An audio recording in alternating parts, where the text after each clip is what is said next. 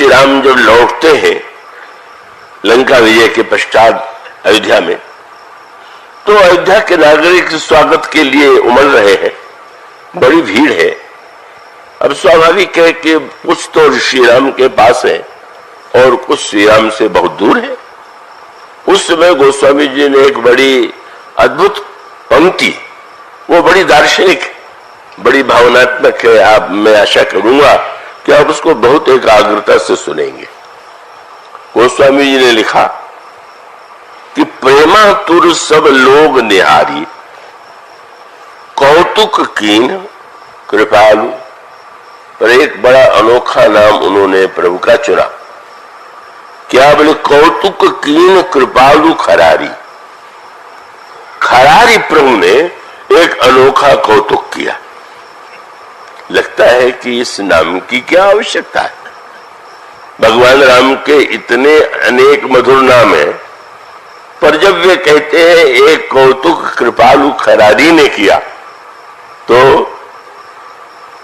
गोस्वामी जी को थोड़ा भीतर बैठ के समझना चाहिए। ये खरारी शब्द गोस्वामी जी को इतना अधिक प्रिय है और ऐसे प्रसंगों में इस नाम का प्रयोग करते हैं कि साधारण साहित्य का जो ज्ञाता होगा या साधारण कवि होगा, उसे लगेगा कि ये तो कवि जो है उचित शब्द का प्रयोग जहां जैसा करना चाहिए वैसा नहीं कर रहा है। तो इसलिए हर वस्तु का, अब जैसे वृक्ष है तो उसको वृक्ष शब्द के द्वारा भी आप कहेंगे और तरु के द्वारा भी कहेंगे। तो साधारण व्यक्ति के लिए तरु शब्द और वृक्ष शब्द पर्यायवाची, पर शब्द के उच्चारण और अर्थ के दृष्टि से विचार कीजिए तो वृक्ष में कर्कशता और तरु में कोमलता। तो जहां पर कोमलता है वहां तरु होना चाहिए, जहां कठोरता है वहां विटप या वृक्ष होना चाहिए। इस तरह से साहित्य में शब्दों का बड़ा महत्व है। अब एक खरारी शब्द तो ऐसे प्रसंग में भी वे लिखते हैं कि आश्चर्य हो जाता है। तब भगवान श्री राम कौशल्या अम्मा के सामने प्रकट है। कौन प्रकट है? वह प्रकट कृपाला, दीन दयाला, कौशल्या हितकारी। ठीक है, कृपालु है, दीन दयाल है, कौशल्या हितकारी है, हर्षित महतारी, मुनिमन हारी, अद्भुत रूप विचारी। कौन है ये? बोले भूषण बनमाला, नयन विशाला। प्रभु के गले में सुंदर आभूषण है और विशाल माला है। भूषण बन माला नयन विशाला, शोभा सिंधु। बोले खरारी, ये खरारी है। भला क्या तुक है? श्री राम का जन्म हो रहा है, जन्म इसके अवसर पर यही नाम क्यों रह गया था? कौतुक की कृपा, भगवान प्रकट कौन हुए? बोले शोभा सिंधु खरारी। ये शब्द गोस्वामी जी को एक ऐसा दार्शनिक शब्द है और उसके पीछे इस तरह बड़ा संकेत है, वो तुलसीदास जी के राम को समझने के लिए आवश्यक है। इसलिए यहां पर भी खरारी। फिर कौशल्याम्बा एक दिन पूजन करती हैं और पूजन करते हुए चिंता थी कि बालक अगर जगता रहेगा तो पूजा में बाधा देगा, तो जरा इसको सुला दे। बाल्य पर सुला दिया और सुला देने के पश्चात जहां भगवान का मंदिर है वहां जाती है और वो भोग लगाती है। जैसी परंपरा है पर्दा डाल देते हैं, डाल दिया। उसके बाद जब पर्दा हटाती हैं तो देखती क्या है कि वो वही बालक, उनका बालक जो है उसको तो ले रहा है। अरे घबरा गई, यह अनर्थ हो गया। मैंने जिस देवता के लिए अर्पित किया बच्चे ने जूठा कर दिया। पर फिर सोचने लगी कि वो अभी तो अपने पैरों के बल चल भी नहीं पाता, मैं सुला के तो आई हूं, ये कैसे पालने से उतरा होगा, कैसे आ गया होगा। फिर गई जाकर के देखे तो देखा बालक पर सूता। वहां गई तो देखा ये कि बालक सोया हुआ। फिर आई, फिर यहां आकर के देखती है दो बालक, यहां वहां दो बालक देखा। सब सोचने लगी कहीं मेरा मस्तिष्क ही तो खराब नहीं हो गया।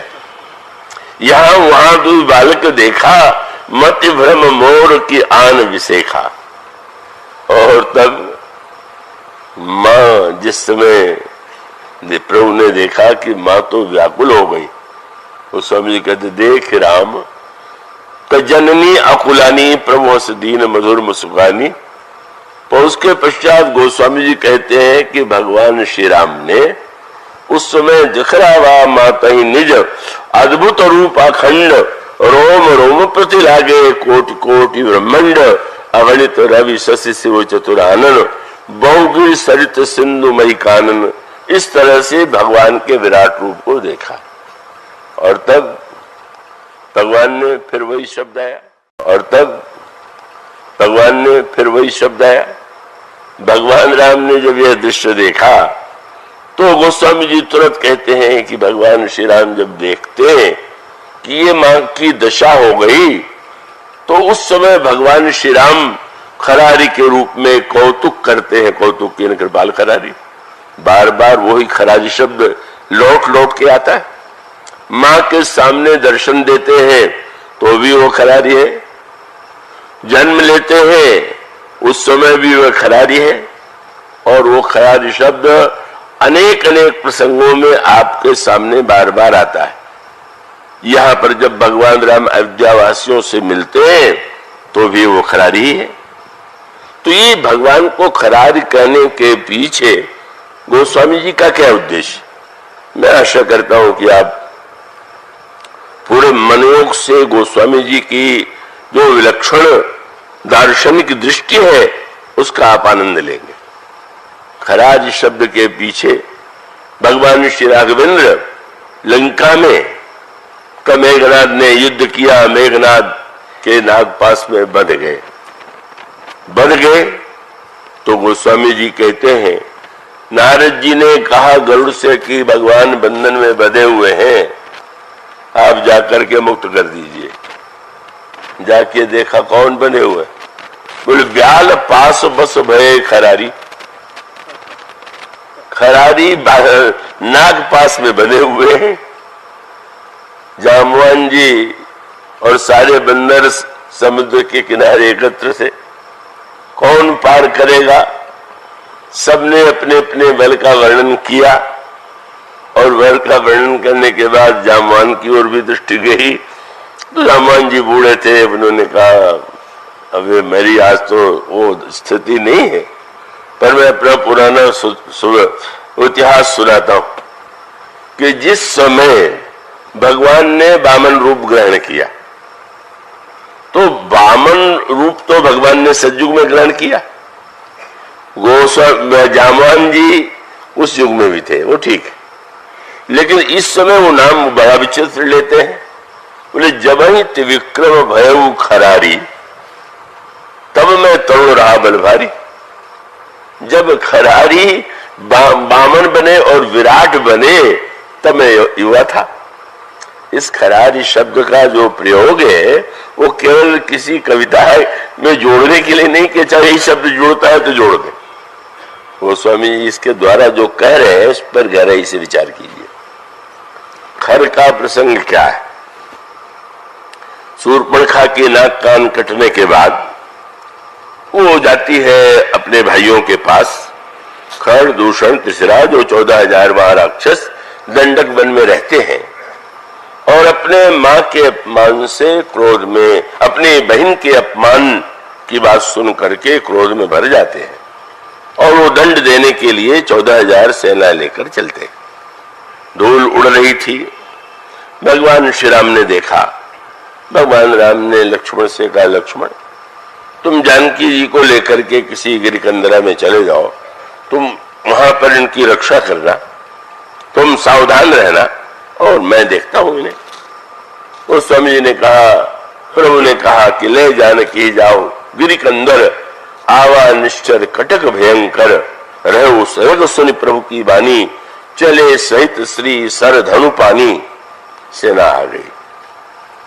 सेना आती है और वो सेना श्री राम को देखते ही स्तब्ध हो जाती है। सबका शस्त्र शिथिल हो जाता है, हाथ उठ नहीं रहा है। सेना क्यों नहीं आक्रमण कर रही। खरदूषण ने त्रिशिरा ने आकर के जब खर ने श्री राम को देखा तो चकित हो गया। स्वयं इसको इतना आश्चर्य हुआ, उसका भी साहस नहीं हो रहा है कि वो शस्त्र उठावे। श्री राम की सुंदरता पर मुग्ध हो गए 14,000 राक्षस, 14,000 सैनिक। शूर्पणखा भी श्री राम की सुंदरता पर पहले मोहित हुई थी, लेकिन वो मोहित तब हुई थी जब उसने देखा था। नाक कान कटने के बाद तो मोहित होने का प्रश्न ही नहीं था। लेकिन ये तो कटने, जिन्होंने बहन की नाक कान काट लिया है, उस अपमान के प्रतिशोध के लिए जो आए हुए हैं, का उनके सामने का भगवान श्री राम का जिस समय सामने है, उनको देख करके गोस्वामी थकित भई रजनीचरधारी। मंत्री को बुलाया खर ने और कहा कि हम लोगों ने कितने युद्ध लड़े, सुंदर से सुंदर व्यक्तियों को मारने में कभी हमारे हृदय में दया का संचार नहीं हुआ, पर आज हम कह सकते हैं कि हम भरी जन्म सुनो सब भाई, देखी नहीं अस सुंदरताई। ऐसी सुंदरता हमने नहीं देखा। तब यद्यपि भगिनी कीन कुरूपा, वध लायक नहीं पुरुष अनुपा। भले ही इन्होंने हमारी बहन को विरूप कर दिया है, पर वध के योग्य नहीं। वही प्रश्न है, जिसकी ऐसी भाषा हो वो भक्त है कि नहीं? शूर्पणखा भी इसके पहले श्री राम से कह चुकी थी कि तुम सम पुरुष, तुम्हारे समान कोई सुंदर नहीं। ये 14,000 राक्षस भी कहते हैं ऐसी सुंदरता हमने नहीं देखी। पर ये भक्त माने जाए कि नहीं माने जाए? साधारण दृष्टि से तो कोई कहेगा बड़ी ऊंची भावना, बड़े भक्त है, पर गोस्वामी जी जो बात बताना चाहते हैं वो बड़े महत्व की है।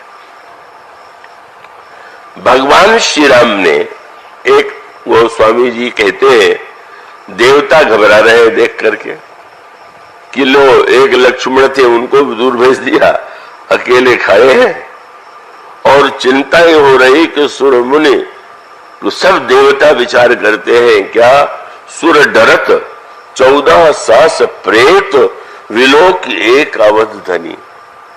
एक राम अकेले और 14,000 प्रेत कैसे लड़ेंगे?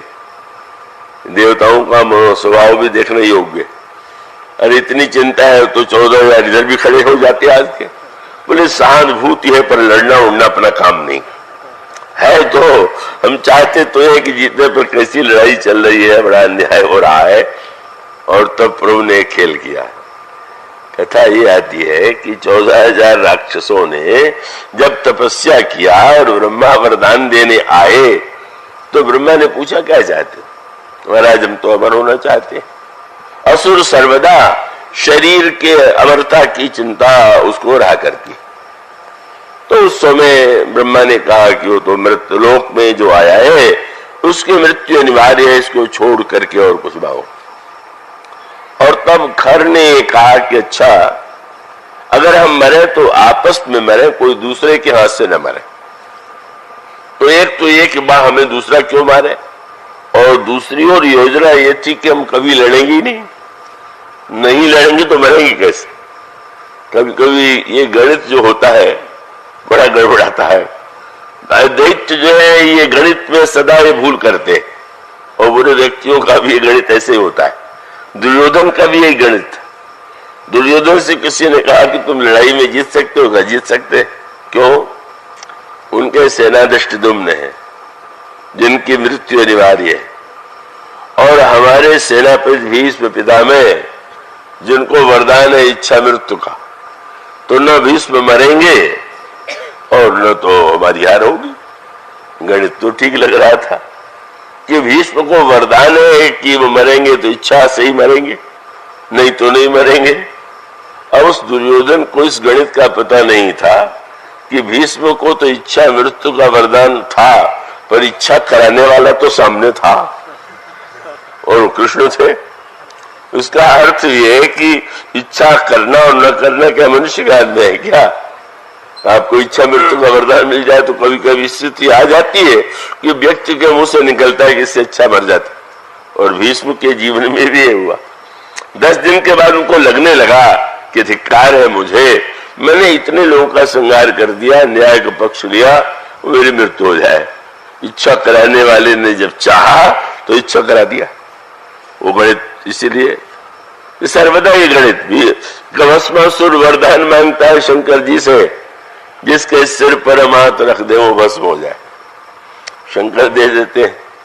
और उसने ये कहा कि सबसे पहले हम देखेंगे कि वरदान सही है कि नहीं, और इसकी परीक्षा है कि तुम्हारे सिर पर हाथ रखेंगे। तो उसकी योजना थी, जब वरदान दे चुके हैं तो हाथ रखूंगा भस्म हो जाएंगे। पार्वती बड़ी सुंदरी है, मैं उन पर अधिकार कर लूंगा। पर वो तो कौतुक ही था। विष्णु भगवान शंकर भाग रहे डर के मारे, बड़ा और प्रसन्न हो रहा। अरे रुकिए तो, वरदान दे के कहां भागे जा रहे हैं। विष्णु भगवान आ गए, बोले इस पगले के वरदान पर तुमने विश्वास कर लिया?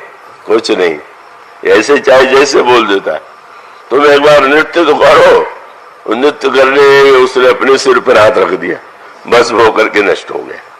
मानो वो योजना जो बनाते हैं आसुरी वृत्ति वाले, चाहे वो किसी नाम वाले हो, को अंत में मृत्यु तो अनिवार्य ही है। तो इस दृष्टि से ये जो योजना थी कि हम न लड़ेंगे न तो मरेंगे, अब क्या हो, वो स्वामी ने कहा सुर मुनि सभय प्रभु देख माया नाथ अति कौतुक कियो। प्रभु ने बड़ा अनोखा खेल कर दिया, रूप दे दिया।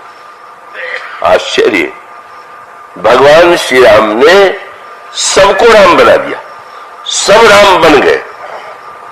किसी ने प्रभु से पूछा, महाराज आपने इन सारे राक्षसों को राम बना दिया, अपना रूप दे दिया? बड़े भयावने थे। भगवान ने हंस करके कहा कि ये मेरे रूप के बड़े प्रशंसक थे, कैसी सुंदरता मैंने देखी नहीं। तो चलो भाई मेरे रूप के प्रशंसक हो तो मैं तुम्हें अपना रूप दे देता हूं। पर बड़े महत्व का सूत्र है।